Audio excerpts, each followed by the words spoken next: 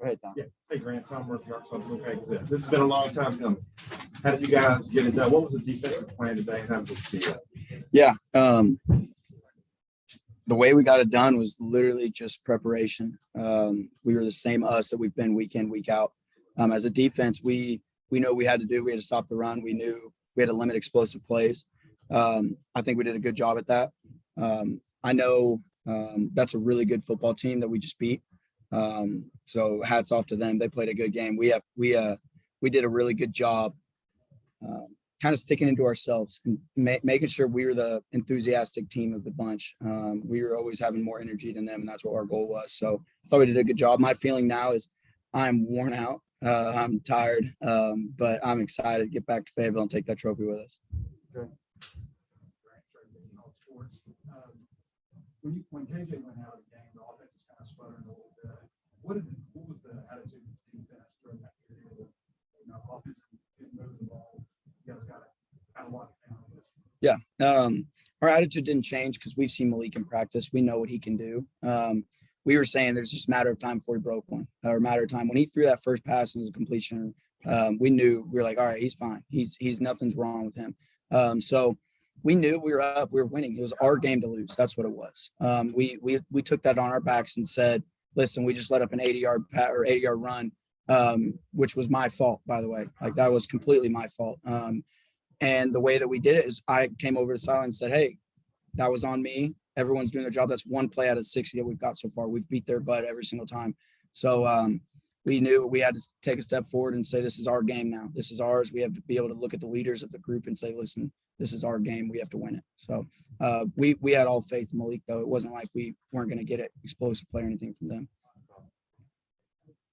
What specifically happened on that long touchdown? After that, you guys didn't up any more points, and you really like Tracy, the defense took it on because KJ was out. Yeah. So what happened on the play is they ran just a simple zone read or a zone run, and I have a certain gap. If I see the end crash down through a crease, I have to read out of that gap.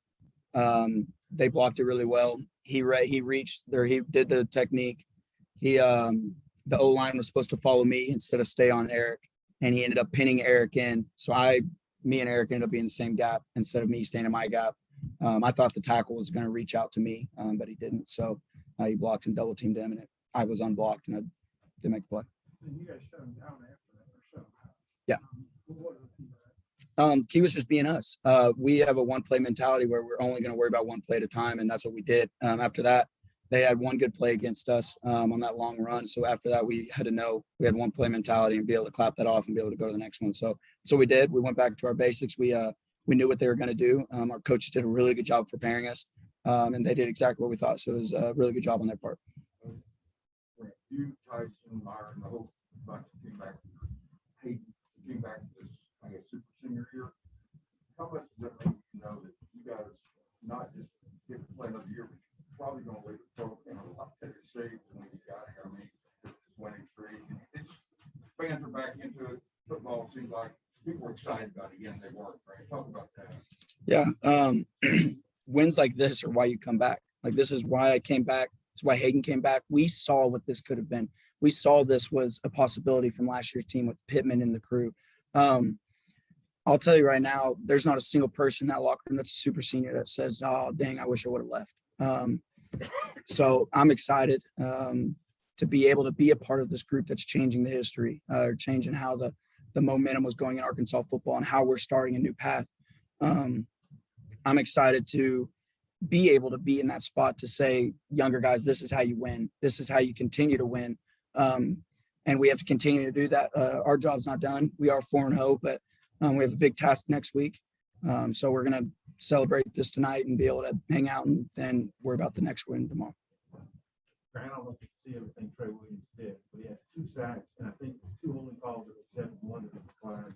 What do you think of his impact on this team? That guy can be as good as he wants to be. He's a guy who could easily play in the next level and be successful in the next level. I did watch a lot of it because the way we were playing it, I was kind of behind him and just kind of eyeing the quarterback. So I knew he was moving around. And a lot of the times he was getting pushed out to me because of Trey. So every time I know we're in like 2nd and long or 3rd and long and we know they're going to drop back, I'm not worried about our D line the way they played. Trey's a guy who is everyone should know Trey Williams' name, just because he's that type of player. So I'm excited for him, and I'm glad that we made some really good decisions off season to get those 3 guys over here. Brad, during the week, you mentioned that you said that you really care about the 9-year losing streak. One big deal to you. Being a 6-year senior.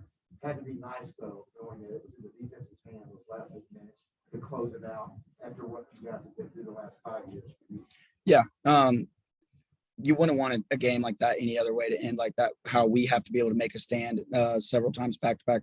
So when we did that and we put a stand and said, all right, defense, we're the ones who stepped up. It was like a dream come true, like a perfect ending for the Storm, for Texas A&M. We were joking about it. We own Texas now, I guess. So we're excited. We went 2-0 on the Texas game so far. So it's exciting. Defense played well. Offense did their job. So it's a good day to be a Razorback. Any more questions? Oh, 3-0. Excuse me. Rice is in Texas. 3-0. Hey, Trey, I'm very smart guy.